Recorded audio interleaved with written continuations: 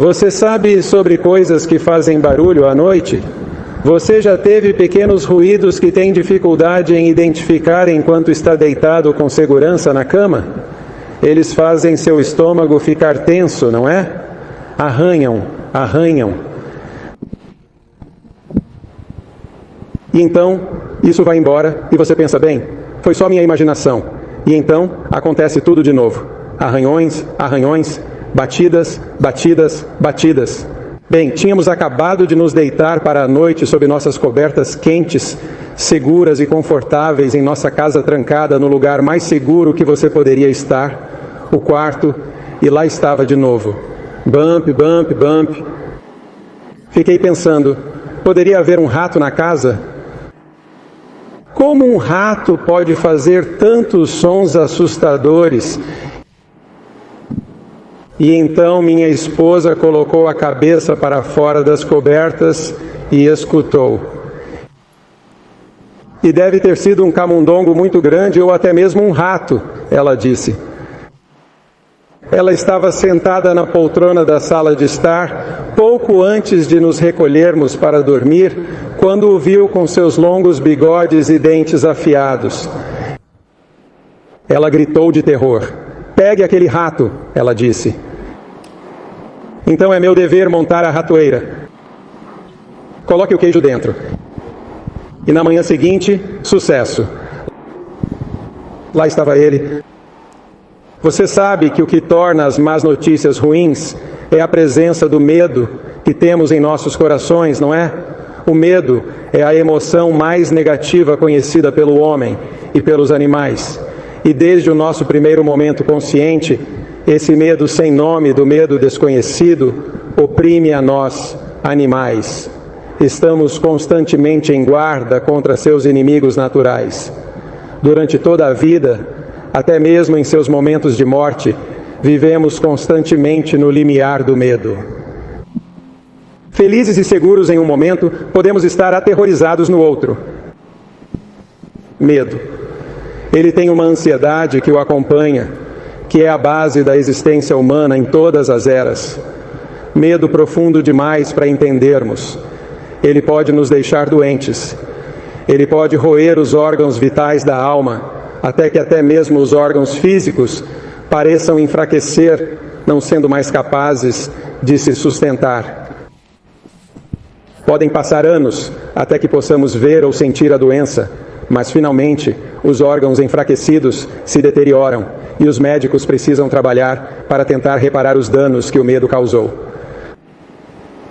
Você não precisa ser um leitor devoto da Bíblia para ver que um tempo de terríveis problemas e medo ameaça o planeta. A combinação de filmes de terror fictícios e terrorismo da vida real causa um ataque devastador à mente humana de hoje. Mas mesmo o crente que lê a Bíblia tem um problema com um tipo especial de terror, o medo do último dia, o tempo de angústia. Esse é o medo que assola muitos adventistas do sétimo dia que creem na Bíblia, medo dos últimos dias e do tempo de angústia. Porque embora seja bom saber que Jesus está vindo em breve, amém, aqui está esta última pista de obstáculos através do próprio inferno antes que Jesus venha pela segunda vez. E por que notícias tão boas como a segunda vinda têm que ser acompanhadas por notícias tão ruins como o tempo de angústia? Daniel diz que haverá um tempo de angústia, qual nunca houve desde que houve nação até aquele tempo. Daniel 12, versículo 1. Será pior do que a Segunda Guerra Mundial? Será pior que o Vietnã? O Salmo 91, enquanto tenta nos confortar, nos fala, entre aspas, do terror noturno, da peste que anda na escuridão e da destruição que assola ao meio-dia. O salmista continua: 1000 cairão ao teu lado e 10.000 à tua direita.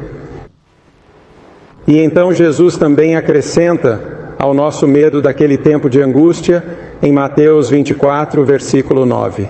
Então eles vos entregarão, ele escreve, para serem afligidos, e vos matarão, e sereis odiados de todas as nações por causa do meu nome.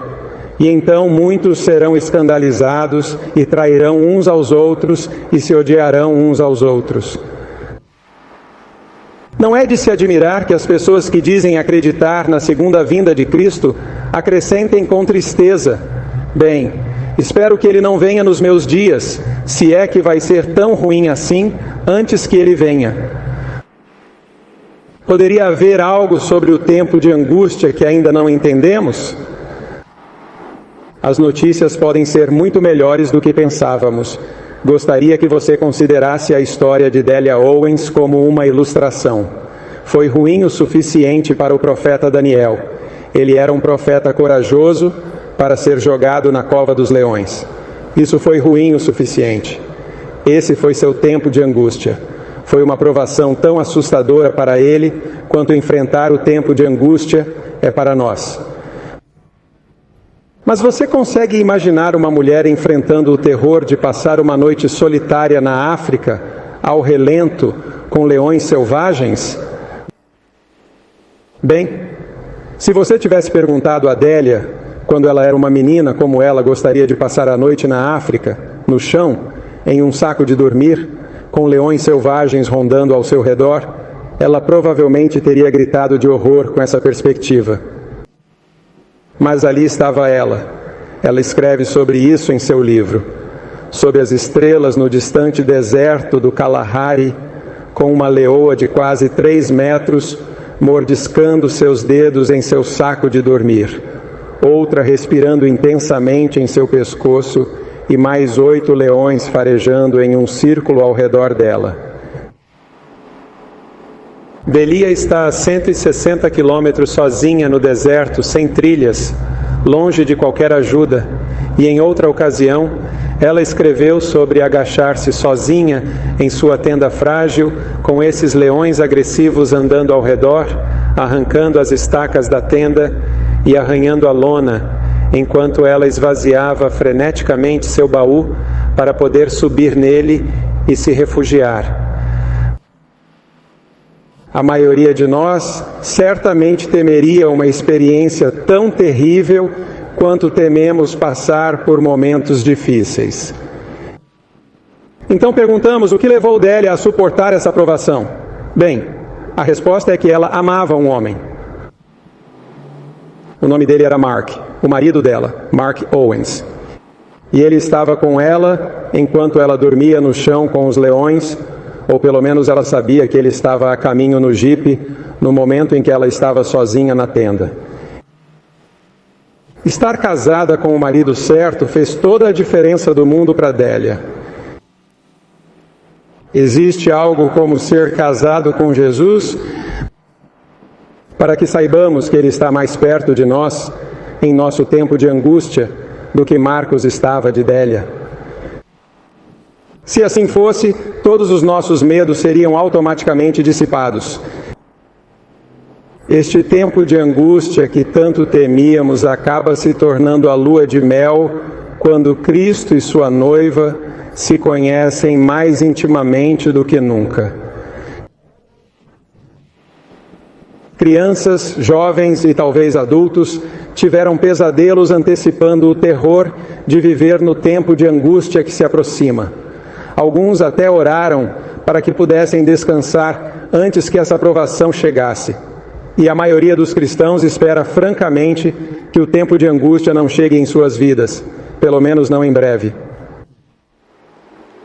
Mas imagine Délia orando para que lhe permitissem morrer antes de acampar no deserto do Kalahari. Algo está radicalmente errado com a nossa fé se temos tanto medo das revelações de Deus sobre os eventos que estão por vir e que precedem o retorno de Cristo. Um estudante colportor teve uma experiência. Ele estava mostrando um livro para uma senhora, e o livro era intitulado O Retorno de Jesus. E o colportor estava tentando despertar o interesse dela em obter aquele livro. E ela exclamou: "Oh não, não me fale sobre a segunda vinda de Cristo. Espero que Ele nunca venha nos meus dias. E desenvolvemos essas motivações gêmeas que nos colocam na categoria dela. Ou temos tanto medo do tempo de angústia que esperamos que ele não venha no nosso tempo, ou estamos aproveitando tanto o nosso luxo atual que tememos suportar as dificuldades que o tempo de angústia acarreta. E de qualquer forma, muitos de nós parecem esperar que o Senhor fique longe por um longo tempo. Se assim for, seria um amém muito fraco que poderíamos proferir até a última oração da Bíblia que diz: Vem, Senhor Jesus. Os destituídos que estão morrendo de fome podem querer que Jesus venha logo, pois não tem nada neste mundo para amar. E as vítimas de terremotos e tufões que continuam perdendo tudo em desastres recorrentes não conseguem imaginar um tempo de problemas pior do que o que já passaram. Mas nós que estamos vivendo em opulência virtual, em uma cultura muito voltada para a diversão, por favor, Senhor, não nos perturbe com sua segunda vinda. Estamos indo muito bem do jeito que está, obrigado. E claro, preferimos que nossos filhos não tenham que passar pelo seu tempo de angústia também. É uma pena que sua segunda vinda tenha que ser um acontecimento tão horrendo. É verdade, e não amenizamos isso, que a Bíblia descreve os eventos finais da história mundial como uma reviravolta cataclísmica da vida como a conhecemos. Aqui está o que o escritor do Antigo Testamento, Joel, descreve sobre aquele tempo. Em Joel capítulo 1 e versículos 12 e 15 em diante, ele diz: A alegria das pessoas secou, que dia terrível! Virá como uma destruição do Todo-Poderoso, que todos os que vivem na terra tremam, pois o dia do Senhor está chegando. Ele vai em um grande e poderoso exército. Vem como nunca houve antigamente, nem jamais haverá em eras que virão diante deles. A terra é como o jardim do Éden atrás deles, um deserto árido. Ao vê-los, as nações estão angustiadas, cada rosto empalidece. Diante deles, a terra treme, o céu treme, o sol e a lua escurecem e as estrelas não brilham mais. O dia do Senhor é grande, é terrível. Quem pode suportá-lo? Escreve Joel. E uma escritora perspicaz, Ellen White, diz em Grande Conflito 622, não adoçamos a pílula do tempo de angústia. É o que ela diz. Muitas vezes, a angústia é maior na antecipação do que na realidade, mas isso não é verdade para a crise diante de nós. A apresentação mais vívida não pode atingir a magnitude da provação. O tempo de angústia, escreve Daniel, vai envolver o mundo. Um novo e infeliz desenvolvimento na Terra vai tornar necessária a intervenção de Jesus neste momento de angústia. Será uma cena final e sinistra no último ato do drama cósmico das eras. E aqueles que estão em rebelião contra a vontade de Deus eles vão emitir um decreto terrível e maligno. João escreve em Apocalipse 13, ele escreve: fazendo com que todos os que não adorassem a imagem da besta fossem mortos e que ninguém pudesse comprar ou vender, exceto aquele que tivesse a marca, ou o nome da besta, ou o número do seu nome. De fato, naquele momento terrível, apenas alguns poucos que restarem na terra não estarão empenhados na autodestruição. A segunda vinda de Cristo será, portanto, literalmente, a vinda de Cristo será uma missão de resgate para seu povo nesta terra. Assim como uma nação expulsa um usurpador tirânico e cruel e acolhe de volta seu verdadeiro soberano, os súditos leais de Jesus ansiarão e até mesmo implorarão pelo retorno de Jesus. E no final, as únicas pessoas sãs e razoáveis que restaram na terra acolherão alegremente a Cristo em seu retorno glorioso, sua missão de resgate. O salmista o representa como entronizado sobre os louvores de seu povo. Ao longo da história, a grande maioria dos habitantes da terra se uniu ao grande enganador em sua rebelião contra Deus. E ainda assim, eles não sabiam o que estavam fazendo. O assassino de Cristo revelou completamente essa culpa, mas o povo não percebeu. Cristo orou por eles. Pai, perdoa-os, porque não sabem o que fazem. E essa camada oculta de rebelião é algo natural em todos os corações humanos. Todo o mundo, escreve Paulo, tornou-se culpado diante de Deus, Romanos 3,19.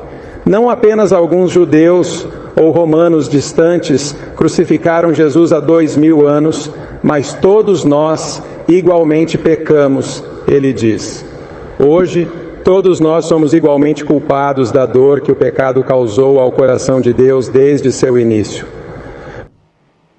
Paulo escreve que a inclinação carnal é inimizade contra Deus, pois não está sujeita à lei de Deus, nem, em verdade, pode estar.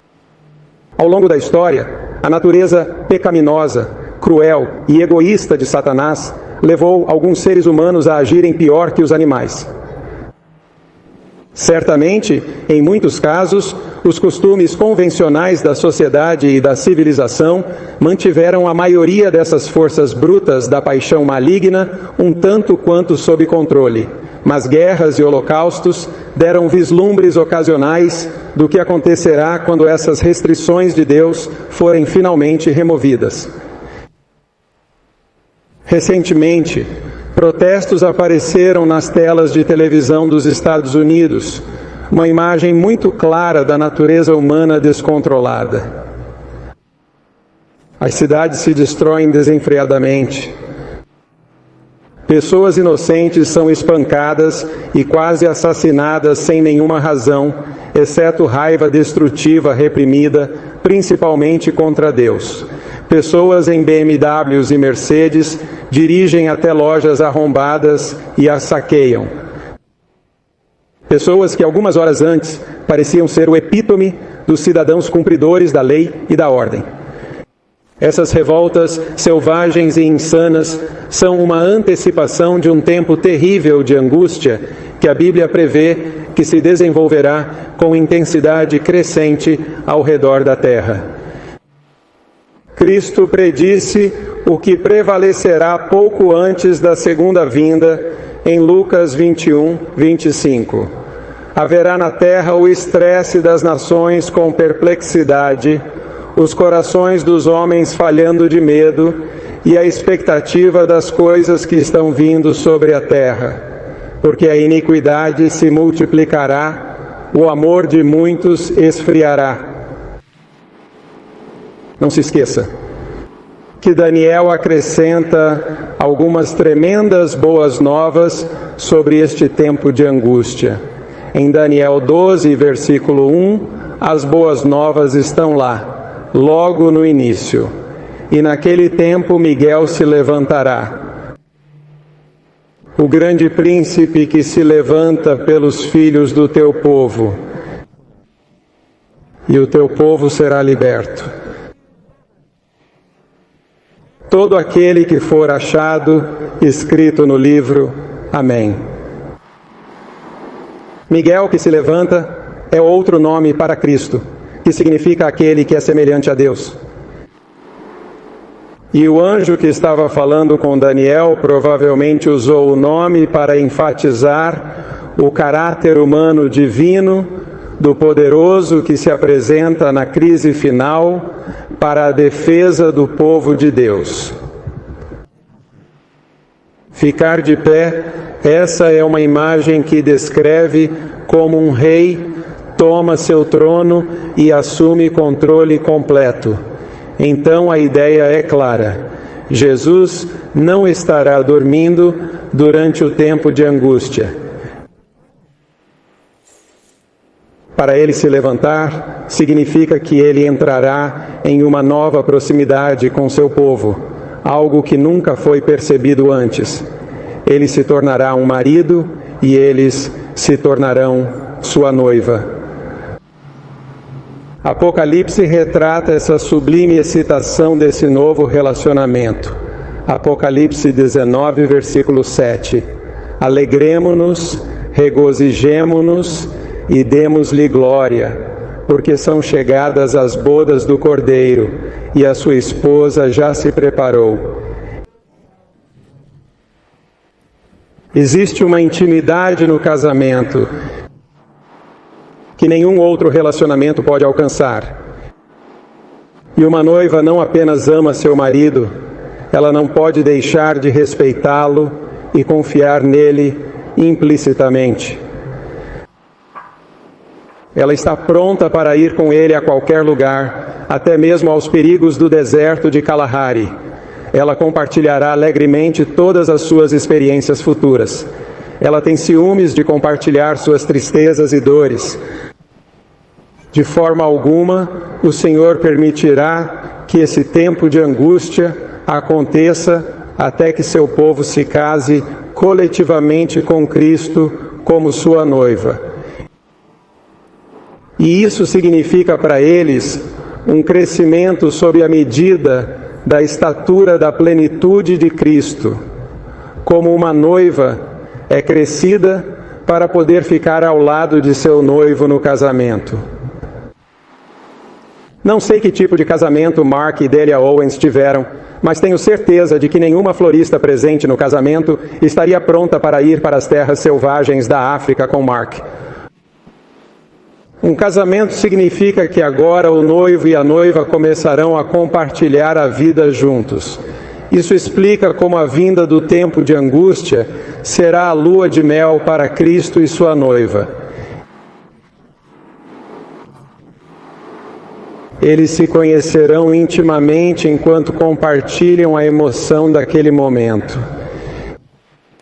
E se houver alguma dor e tristeza que o povo de Deus tenha que suportar em tempos de angústia, você pode ter certeza de que Cristo sofrerá tanto quanto eles.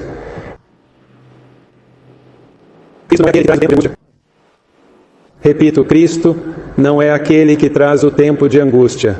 Não, Senhor. Ele não causará o tempo de angústia de forma alguma. Ele amaria, Jesus amaria, retornar pela segunda vez a esta terra em circunstâncias perfeitamente pacíficas. O tempo de angústia nunca foi ideia dele. Mas é a ideia de Satanás. É a ideia de Satanás de ser uma festa de despedida para os santos de Deus. E será provocada inteiramente pelas maquinações dos ímpios, que deixaram seu ódio a Deus explodir em um frenesi final de rebelião.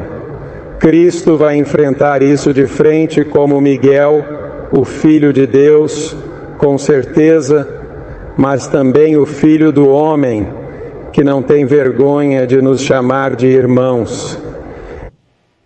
Ele é um participante de nossa carne e sangue. Ele é o novo chefe da raça humana, 100% humano e também 100% divino. E sozinho, ele enfrenta a inimizade combinada do inferno e da raça humana apóstata na defesa final de seu povo. Esta posição de Michael é o ato mais solene e inspirador que os humanos já tiveram a chance de ver. Todos os Star Wars, todos os épicos de ficção do Superman serão eclipsados pela grandeza de sua campanha final, quando ele sair como descrito em Apocalipse: eu vi o céu aberto, e eis um cavalo branco, e aquele que estava assentado sobre ele era fiel e verdadeiro, e em justiça ele julga e faz guerra. Seus olhos eram como chama de fogo, e em sua cabeça havia muitas coroas, e ele tinha um nome escrito que ninguém sabia, exceto ele mesmo. E ele estava vestido com uma veste tingida de sangue, e seu nome é chamado a Palavra de Deus. E os exércitos que estão no céu o seguiam em cavalos brancos, vestidos de linho fino, branco e puro. E da sua boca saía uma espada afiada, para que com ela ferisse as nações e as governasse. Imagine uma garota maravilhada, impressionada pela grandeza e bondade de um homem que ela só pode admirar como seu herói. E então imagine, se puder, como ela se sentiria se aquele homem realmente a amasse, a cortejasse e a conquistasse como sua noiva. É difícil compreender a emoção da excitação que um senso misturado de adoração virtual e amor conjugal poderia inspirar. O mais próximo que qualquer ser humano já chegou de uma intimidade tão sublime é a história do cortejo de Salomão, a modesta mulher sulamita. Evidentemente, ela admirava o rei resplandecente como um herói inatingível, maior que a vida para ela. Então ele se distinguiu como um humilde pastor e conquistou seu coração nupcial. Esse é o tema do Cântico dos Cânticos. E vagamente sugere uma maravilha sem precedentes de um povo na terra se tornando a noiva daquele cavaleiro no cavalo branco. A poesia de João pode implicar que aqueles exércitos no céu que o seguem são coletivamente a mesma noiva, pois ele usa linguagem idêntica para descrever sua qualificação excepcional. Eles estão vestidos de linho fino, branco e limpo. E a própria noiva está vestida de linho fino, limpo e branco, pois o linho fino é a justiça dos santos. Cristo e sua noiva juntos enfrentam o desafio do tempo de angústia. E quando seus exércitos fizerem guerra com o Cordeiro, quando seus inimigos fizerem guerra com o Cordeiro, e o Cordeiro os vencerá, pois ele é Senhor dos senhores e Rei dos reis, e aqueles que estão com ele são chamados, escolhidos e fiéis. Esse será um encontro emocionante de testemunhar. Por que qualquer um de nós que está com ele deveria ter medo? É para isso que fomos feitos, como quando uma noiva que finalmente diz sim, percebe em sua alma que todas as experiências passadas de sua vida foram simplesmente um prelúdio para levá-la àquele momento gratificante.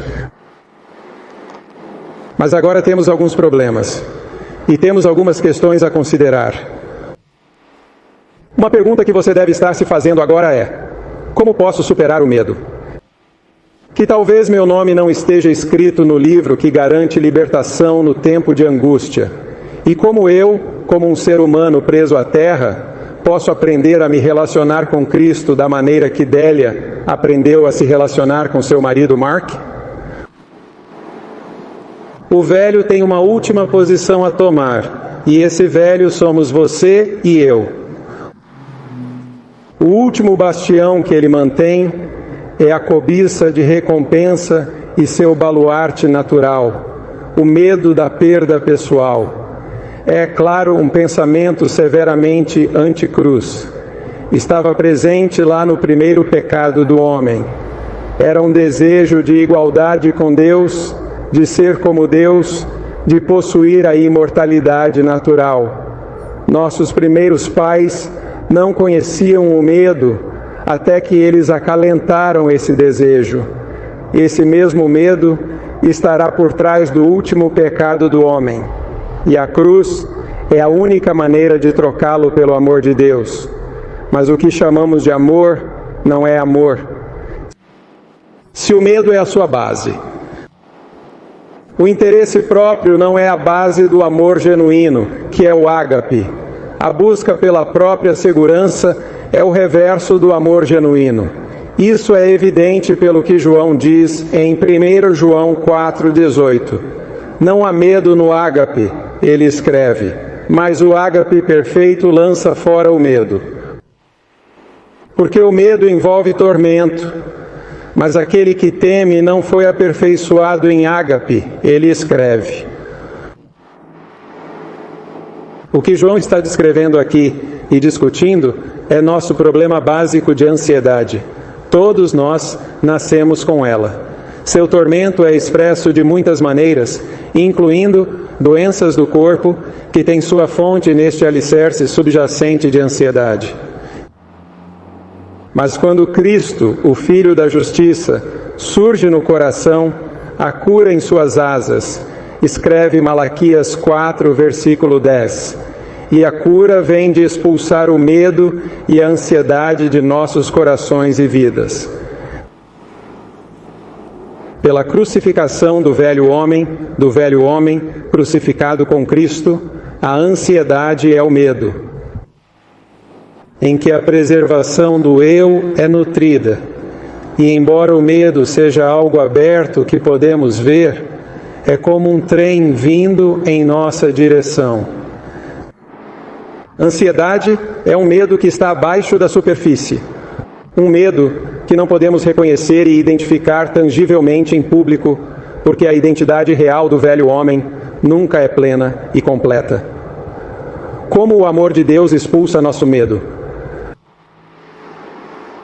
A ponte que atravessa o último abismo entre nós e a comunhão, a plena comunhão com Cristo, é a entrega da vontade, exatamente da mesma forma que Cristo, em nossa carne, entregou sua vontade. Por essa vontade lemos, isto é, de Deus, pela vontade de Deus, fomos santificados pela oblação do corpo de Jesus Cristo, feita uma vez por todas. Portanto, temos ousadia, Hebreus 10, versículo 10, para entrar no santuário pelo sangue de Jesus, por um novo e vivo caminho que Ele nos consagrou através do véu que é a sua carne, e como Ele entregou sua vontade ao Pai. Ele cumpriu esse amor. E quando entregamos nossa vontade a Ele, esse mesmo amor é imediatamente cumprido em nós. O caminho para a ousadia é por meio da carne de Cristo. A ansiedade é basicamente o que a Bíblia chama de medo da morte. O que chamamos de morte, a Bíblia chama de sono. Poucos temem isso. Nosso medo da morte é o da segunda morte. Um medo da nudez, da solidão, do abandono, do horror, da grande escuridão que vem quando alguém está para sempre separado da vida e da luz de Deus e de seu grande universo de alegria. Essa ansiedade enterrada toca todos os aspectos da nossa vida desperta e até mesmo se intromete em nossos sonhos e pesadelos. Muitas vezes vimos que somente quando sentimos as dimensões do sacrifício de Cristo em sua cruz é que podemos lidar com esse problema da ansiedade nua. Se alguém lhe desse um presente precioso, sua resposta mais natural seria dizer um fervoroso obrigado. E mais, de acordo com o valor do presente, sua resposta mais natural seria um desejo de demonstrar sua gratidão ao amigo pelo que ele fez. E então essa capacidade de resposta alegre e grata é construída em sua natureza humana, uma parte do pacote que lhe é dado. É quase instintivo. Dezenas de vezes por dia, nos pegamos dizendo obrigado pela gentileza feita. E com a mesma frequência nos pegamos observando oportunidades de responder. E então a resposta simples, não afetada e descomplicada da nossa humanidade, é tudo o que Deus já pediu de alguém. Cristo se entregou por nós na cruz. Se não vemos ou não conseguimos sentir como há algum presente ou sacrifício real envolvido, naturalmente não haverá resposta de sacrifício amoroso da nossa parte. Apenas o desejo egocêntrico por nossa própria segurança pessoal que deixa nosso medo intacto. Uma resposta tão indiferente e morna é inevitável do coração de qualquer um quando Satanás consegue obscurecer a realidade do que Cristo nos deu. Mas quando vemos o que aconteceu no Calvário, algo começa a nos mover. Por meio da morte, a segunda morte, Cristo destruiu aquele que tinha o poder da morte, isto é, o diabo, e assim libertou aqueles que, pelo medo da morte, estavam sujeitos à escravidão por toda a vida, escreve Paulo. Verdadeiramente nossa busca começou. E à medida que Satanás busca mais e mais nos enredar nas seduções do egoísmo, sensualidade ou materialismo, descobriremos que algo maravilhosamente acontece. À medida que o pecado abunda, a graça mais forte de Cristo abundará muito mais. Ao nos lembrarmos da cruz, Satanás será derrotado continuamente.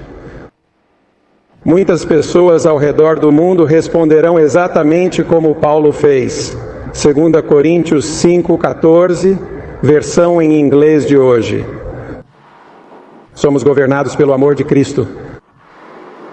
Agora que reconhecemos que um só homem morreu por todos, o que significa que todos participam da sua morte, ele morreu por todos, para que aqueles que vivem não vivam mais para si mesmos, mas somente para aquele que morreu e ressuscitou por amor deles. Simplesmente se torna quase impossível para qualquer um que o veja viver mais para si mesmo. Você fala sobre poder, é o sangue de Jesus Cristo e o amor revelado ali. Deve ser isso que Paulo quis dizer quando disse que a mensagem da cruz é o poder de Deus. Poder para quê? Para mudar essa coisa mais imutável, a mente humana egocêntrica. Os velhos padrões de pensamento são mudados e o amor de Deus governa. Na verdade, torna-se fácil seguir Cristo. Jesus prometeu que seria quando disse: meu jugo é suave e meu fardo é leve. A cruz fornece o elo perdido. Havia um rei que amava uma humilde donzela. O rei era diferente de qualquer outro rei. Todo estadista tremia diante de seu poder. Ninguém ousava sussurrar uma palavra contra ele, pois ele tinha força para esmagar todos os seus oponentes. E ainda assim, esse poderoso rei foi derretido pelo amor de uma humilde donzela. Como o rei poderia declarar seu amor por esta donzela? Bem, de uma forma estranha, sua realeza amarrou suas mãos. Se ele a levasse ao palácio, coroasse sua cabeça com joias e vestisse seu corpo com vestes reais, ela certamente não resistiria, porque ninguém ousaria resistir a ele. Mas ela realmente o amaria? Ela diria que o amava, é claro, mas ela o amaria de verdade? Ou ela viveria com ele com medo, nutrindo uma dor particular pela vida que ela deixou para trás? Ela seria feliz ao lado dele?